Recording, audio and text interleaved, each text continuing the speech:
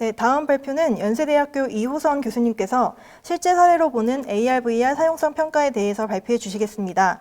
이호선 교수님은 전 닐슨 컴퍼니 소비자조사본부 국장을 역임하시고 현재 뉴 노멀 그룹 대표이사 및 연세대학교 경영전문대학원 겸임교수와 산업부 산업혁신 기반 구축 사업 AR/VR 기기 및 서비스 실증 기반 구축 과제 운영위원 및 사용자 참여 평가 자문위원으로 활동하고 계십니다. 그럼 이호선 교수님을 모시겠습니다. 안녕하세요. 소개받은 이호선이라고 합니다. 오늘 짧게나마 실제 사례로 보는 VR, AR 사용성 평가에 대해서 설명드리도록 하겠습니다. 소개해드릴 목차를 간단하게 설명을 드리면 저희가 이제 설명드리고자 하는 사용성 평가를 이해하기 위해서는 사용성 자체에 대한 정의가 중요할 것 같아요. 그래서 사용성이라는 것들을 먼저 설명해 드리고 그 다음에 사용성 평가의 목적이나 이런 부분들을 설명해 드리도록 하겠습니다. 그리고 두 번째로는 사용성 평가는 어떠한 절차를 거쳐서 진행을 하게 되는지 절차에 대해서 설명을 드릴 거고요. 그 다음에 세 번째로는 이 제목과 같은 실제 사례를 간단하게 소개를 해드리도록 하겠습니다. 일단 사용성이라는 것과 그 다음에 사용성 평가가 무엇인지를 설명을 드리도록 하겠습니다. 유저빌리티라고 이제 보통 더 많이 말씀들을 하고 계시죠. 사용성이라는 것은 사용자와 기기, 혹은 꼭 그것이 기기에만 국한되는 것은 아니고 사용자가 서비스나 혹은 시스템 간에 일어나는 상호작용에서 경험하는 사용의 품질을 우리가 사용성이라고 얘기를 합니다. 그리고 구체적으로는 아래에 제시하고 있는 유효성, 효율성, 그리고 만족도 이렇게 세 가지 측면을 가지고 크게 사용성이라고 얘기를 합니다. 좀 더 구체적으로 설명을 드리면은요, 유효성부터 보시면 유효성이라는 것은 사용자가 어떤 특정한 상황에서 특정한 목적을 가지고 기기나 서비스들을 이용하실 때 실제로 해당 목적들을 제대로 달성할 수 있도록 설계되어 있는지를 평가하는 것입니다. 그래서 실제로 요구되는 정확도와 완성도를 우리가 평가합니다. 두 번째로 효율성이라는 것은 실제로 똑같은 어떤 태스크를 수행하더라도 굉장히 오래 걸리거나 혹은 수많은 오류를 일으킨다면 그것은 좋은 시스템이나 우리가 서비스라고 말할 수 없겠죠. 그래서 목표 달성을 위해서 투입한 자원이라는 것은 시간과 돈 모두가 포함이 되겠습니다. 그런 투입 자원과의 관계를 얘기합니다. 그래서 실제로 목적을 얼마나 쉽게 달성할 수 있는지들을 측정하는 것이 바로 효율성입니다. 마지막으로 만족도라고 할 수 있죠. 만족도라는 것은 이제 전반적인 만족도를 이제 우리가 얘기합니다. 그래서 사용자의 감성적인 것, 그리고 경험적 성향, 그리고 그것을 사용함으로써, 이용함으로써 얻게 되는 긍정적인 태도들을 모두 포함하여 우리가 만족도라고 얘기를 합니다. 그래서 사용성 평가라는 것들은 말씀드린 아까 세 가지 차원의 일부들을 혹은 전체를 쉽고 편리하게 조작할 수 있도록 사용자 인터페이스를 개발하거나 또는 개선하기 위해서 문제점을 찾아내고 또 개선안을 발굴하는 과학적인 조사 과정들을 우리가 통틀어서 유저빌리티 테스트 혹은 줄여서 UT라고 부릅니다. 그래서 UT를 하는 가장 주된 이유는요, 신규 어떤 아이디어들을 우리가 아이디에이션 하는 목적도 있을 수가 있고 또 기존에 우리가 가지고 있는 개발 중에 있는 제품들을 개선하는 목적도 있을 수 있고 또 완성된 제품에 대해서 우리가 출시 전에 파이널 체크를 하는 목적으로도 진행될 수가 있습니다. 언제 하는가입니다. 앞서 설명드렸지만 실제로 사용성 테스트는 언제 하는 게 정답일까요? 정답은 서비스 개발 혹은 제품 개발 전체에 걸쳐서 모두 다 가능합니다. 초기 기획 단계에서 만약에 우리가 사용성 평가를 만약에 수행하게 된다면 그것의 목적은 아마도 기획 아이디어, 우리가 어떤 사용자들을 대상으로 혹은 어떤 사용성을 가진 제품이나 서비스들을 만들 것이냐라는 것들을 아이디어를 끌어내기 위해서 사용성 평가를 사용할 수 있습니다. 그 다음에 그것을 통해서 우리가 이제 보통 프로토타입이라고 하죠. 프로토타입이나 혹은 제품의 경우에는 모크업이 될 수도 있는데 그런 것들을 이제 만드셨을 때 그 단계에서 지속적인 개선안을 만들어낼 수 있습니다. 그래서 UT를 통해서 무엇이 문제점인지 또 개선하고 다시 UT를 하고 다시 개선하고 이런 식으로 해서 불필요한 개발 시간을 단축시킬 수 있는 툴로 활용할 수 있습니다. 마지막으로 완제품에 대해서도 우리가 UT를 수행할 수 있습니다. 그래서 출시하기 직전에 실제로 완성된 제품이 어떤 사용자의 경험을 주는지 혹은 어떤 일정 수준의 경험을 줄 수 있는지 이런 부분들을 검증할 수 있겠죠. 그래서 이런 경우에는 우리가 기존에 개발해왔던 그런 제품들과 비교할 수도 있고 혹은 이미 시장 내에 출시되고 있는 경쟁 제품들과 비교해서 실제로 우리가 얼마나 경쟁력을 갖추었는지들을 평가할 수 있겠습니다. 사용성 평가의 절차를 한번 보도록 할게요. 이 사용자 참여형 평가 프로세스라는 것을 크게 보신다면 일단 우리가 사용성 평가라는 걸 하는 데 있어서 이 사용자 참여형 평가 프로세스의 가장 중요한 점은 사용자를 평가의 중심에 놓는다는 것이 가장 중요합니다. 우리가 여러 가지 테스트들을 거치죠. 성능 분석들도 하시고 여러 가지들을 하시는데 그럴 때 예를 들면 개발하고 계시는 자사의 역량에 맞춰서 평가를 하신다든지 혹은 우리의 수요처의 니즈에 맞춰서 평가를 하신다든지 그런 경우도 실제로는 많습니다. 그렇지만 우리가 목표로 하는 것은 실제로 이 제품이나 또 서비스들을 사용하실 실제 사용자들이 우리의 제품이나 우리의 서비스들을 어떻게 이용하고 또 그 과정에서 어떤 만족감 혹은 반대로 어떤 불편함을 겪게 될지 이런 것들을 실제로 평가하는 것이 본 연구 프로세스의 중요한 목표라고 할 수 있습니다. 그래서 가장 맨 처음에 우리가 진행하는 것은 사용자 환경을 정의합니다. 실제로 어떤 환경에서 우리 사용자들이 이런 제품이나 서비스를 사용하게 될지들을 정의를 하셔야 되고요. 그 다음에 두 번째로는 평가 형태를 우리가 설계합니다. 여기서 가장 중요한 것은 테스트 참가자를 누구로 선정할 것이냐라는 것입니다. 그리고 얼마나 많은 사람들을 모집하여 우리가 평가할 것이냐라는 부분들이 설계되어야 합니다. 그리고 또 중요한 것은 어떤 태스크를 기준으로 우리가 사용성을 평가할 것인지 그리고 어떤 컨텍스트에서 이것을 수행하게 할 것인지 이런 시나리오들을 설계하는 과정이 필요합니다. 세 번째로는 본평가를 수행하게 되는데 그에 앞서서 우리가 이제 사전 테스트, 파일럿 테스트라고 하죠. 사전 테스트를 반드시 수행하도록 되어 있습니다. 그래야만 실제로 본평가가 조금 더 원활하게 진행될 수 있는 이점이 있죠. 그래서 사전 테스트와 본평가를 수행하도록 되어 있습니다. 마지막으로 그렇게 수행된 결과들을 가지고 결과 분석을 하도록 합니다. 사용성 평가 절차만 조금 더 간단하게 보자면은요, 타스크 시나리오와 수행과 측정 및 기록을 하도록 되어 있습니다. 그래서 아까 설명드린 것처럼 실제 사용 상황을 가정해서 미리 작성된 태스크 시나리오에 맞춰서 기기나 서비스를 조작하도록 합니다. 그리고 그 과정에서 연구자들은 수행 시간이나 수행 완성도, 그 다음에 특이사항, 그 다음에 주요 오류 유형들을 측정하고 기록합니다. 그리고 사용자가 직접 설문 등을 통해서 스스로 만족도나 혹은 주요한 우선순위나 이런 것들을 평가할 수 있도록 우리가 구성을 합니다. 그러면 그 과정에서 우리가 우선적으로 개선 보완해야 되는 요소들의 우선순위를 선정할 수가 있게 됩니다. 마지막으로 우리가 측정하고 관찰하고 그 다음에 셀프 리포팅을 하는 것만으로 사용성 평가가 이루어지는 것은 아니고요. 마지막 단계에서는 실제 사용자들을 대상으로 조금 더 딥다이브한 인터뷰 등을 통해서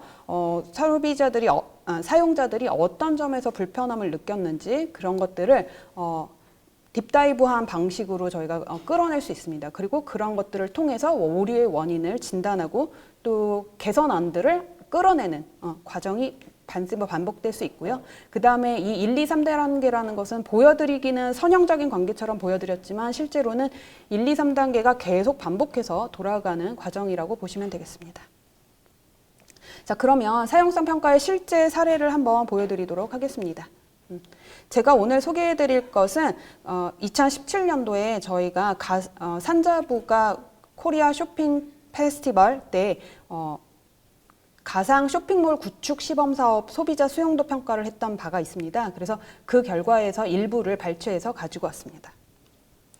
설명드린 대로 이 전체적인 조사는 사용성 조사만 했던 것은 아니었고요. 수용도 전체를 파악하기 위해서 우리가 체험관에서 출구 조사도 정량적으로 진행을 했고 그 다음에 모바일 앱이나 외부로 접속한 사람들의 로그 데이터도 함께 분석을 했습니다. 오늘 여러분들께 소개해 드릴 부분은 요 가운데에 있는 사용성 평가 조사입니다. 그래서 VR 쇼핑몰에 쇼핑하는 것에 대해서 거부감이 없는 일반 사용자 총 10명을 대상으로 저희가 조사를 진행하였었고요. 보시는 바와 같이 태스크 수행과 심층 인터뷰를 복합적으로 활용했던 방법입니다. 사용성 평가는 다음과 같은 순서로 진행이 됐었고요. 특히 태스크를 총 9개를 수행을 했었습니다. 작아서 잘 보실런지 모르겠지만 이제 전체적으로 쇼핑몰에 VR 쇼핑몰에 들어가서 거기를 둘러보고 또 어떤 특정한 매장을 찾는 것이 실제로 원활한지, 그 다음에 그 안에서 이루어질 수 있는 다양한 액티비티들을 오류 없이 혹은 빠른 시간 내에 찾아서 그것들을 수행하는지, 혹은 마지막에 그래서 장바구니에 담고 결제까지 하고 마무리할 수 있는지, 이런 다양한 태스크들로 저희가 구성을 해서 평가를 하였습니다. 저희가 태스크가 많았었지만 실제로 그 중에서 두 가지만 저희가 좀 영상을 좀 보여드리려고 해요. 근데 영상이 제가 다 보여드릴 수 있을런지는 모르겠지만 간단하게만 보도록 하겠습니다. 일단 저희 먼저 보실 태스크는 사용자가 제가 이제 파실리테이터가 지정하는 특정 매장을 찾아서 방문하고 제품을 탐색하고 다시 메인 스트리트로 나오는 것까지를 하나의 태스크로 해서 이분이 어떻게 진행을 하는지 보도록 하겠습니다. 이 당시에는 저희가 싱크얼라우드라는 방법을 활용해서 응답자가 보이고 또 느끼고 생각하는 것들을 즉각적으로 거치지 않고 바로바로 응답을 할 수 있도록 저희가 독려하고 그렇게 진행을 했었습니다. 참고해서 봐주시기 바랍니다.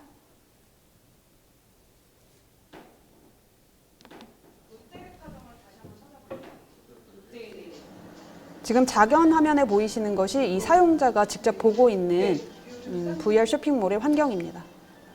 그리고 큰 화면으로 보시는 것이 사용자가 실제로 지금 수행하고 있는 환경이라고 보시면 되겠습니다. 이게 이제 사실은 소리가 같이 되어 있는데 소리는 지금 송출이 안 되고 있는 것 같죠? 그렇죠? 되고 있나요? 네네.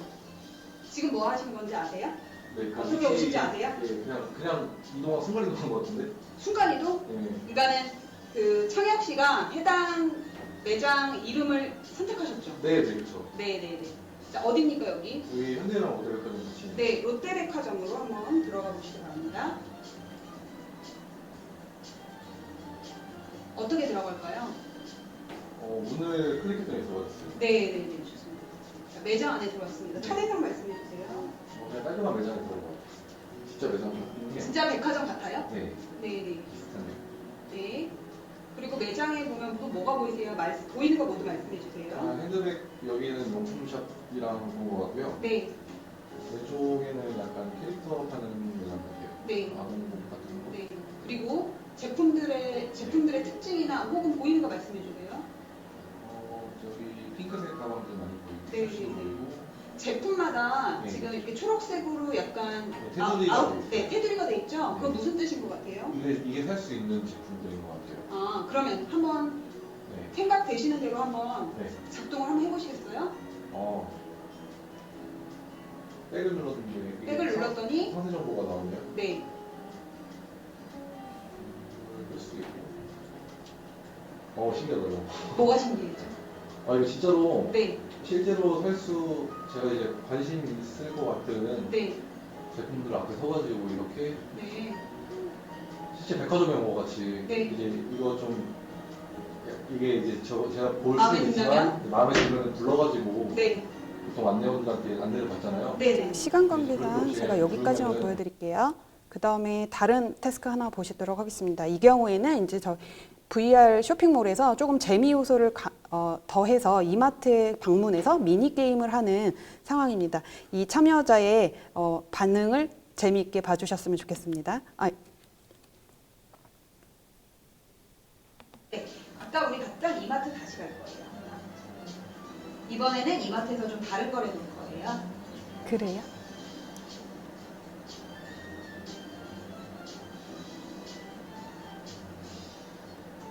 네, 이마트에서 저기 보면 보노보노 말고 왼쪽에 피코크 사인보드 약간 표시되어 있는 거 보이세요? 여기요? 네, 네. 그거 한번 선택해 보세요. 뭐라고 나오나요? 쇼핑 타이쿤 게임 시작. 네, 할까요? 네네. 네, 오. 스타트 스타트. 누르면 뭐가 보이나요? 장바구니 생겼어요. 네네네. 오! 장바구니 있죠? 네. 뭐가 날라올 거예요. 네. 네, 받으세요. 오, 대박. 폭탄이 날라오는 건 피해야 돼요. 오! 어때요? 오, 완전 재밌어요. 오, 쇼핑하는 느낌이에요. 다. 아, 쇼핑하는 느낌이에요? 다 담는 느낌. 아. 오, 폭탄. 이거 다 이마트에서 파는 건데? 노브랜드. 아, 그거 다 계속 식별하고 계세요? 네, 왜냐면 이거 어. 제가 자주 보고. 아, 내가 실제 장봤던 마트 것들이에요. 구경하는 거 좋아해가지고. 이게 어떻게 보면은 되게 단순할 수도 있고, 어떻게 느껴지세요? 되게, 그니까 뭐, 게임 자체는 단순한데. 네. 근데 재밌어요. 왜냐면 네. 이 이마트 안에서 이걸 하니까. 네. 그냥 잠깐 노는 느낌? 응. 쇼핑하러 가가지고. 네. 근데 너무 아이템이 어. 중복된 게 많아요. 계속 나오는 게 계속 나와. 아, 계속 피자가 나오고 뭐가 피자, 나오고. 햄, 그러면 지혜 씨는 조금 더 다양한 상품들이 나오길 바래요? 그러니까 공산품도 나오는데 공산품의 종류가 지혜 씨는 다양하니까. 나올 때, 네. 그 제품이 나올 때 그 제품이 뭐, 예를 들면 아까 뭐 초마 짬뽕이야, 뭐 이렇게 계속 식별이 되던가요? 네, 왜냐면 날아오는 게 보이니까. 제 눈이 좀 좋거든요. 나중에 재밌고 네. 봤는데 음. 근데 이제 좀 재밌긴 한데 공산품만 계속 나와서 뭐 생닭도 한 번 나오고 사과도 한 번 뭐야? 나오고 생닭, 사과, 어. 시금치 어. 이런 거 계속 막 날라오고 그러면은 네. 재밌을 것 같아요. 네, 좋습니다. 자, 그 다음에 이번에 다시 네. 사용자들은 이런 유사한 태스크들을 사용자들마다 조금 무작위로 배정이 되었는데 한 4개에서 6개 정도의 과제를 수행했었고 대략 30분 미만으로 수행을 하도록 되어 있었습니다. 그리고 이 사용성 태스크 후에 심층 인터뷰를 하는 그런 과정을 거쳐서 저희가 분석을 했습니다. 분석 결과를 간단하게 좀만 보여드리도록 할 거예요. 일단 아까 제가 설명드린 것처럼 수행의 완성도라든지 혹은 수행 시간이라든지 또 혹은 오류라든지 이런 것들을 저희가 개별적으로 다 측정을 했습니다. 그래서 그런 부분들을 저희가 이제 보고서에 담는데 사실은 아까 맨 처음에 설명드린 것처럼 전체 평가 대상자가 총 10명이었기 때문에 그것을 가지고 저희가 어떤 통계적인 유의성을 뽑아내는 것은 아닙니다. 다만 그런 어떤 특성을 가진 사용자가 더 오래 걸리거나 혹은 더 짧게 걸리거나 혹은 더 오류를 많이 낸다고 했을 때 어떤 과정에서 실제로 그렇게 시간이 많이 소요되는지 혹은 오류를 발생하게 만드는지 이런 부분들을 분석하기 위한 배경 자료로 활용한다라고 보시면 되겠습니다.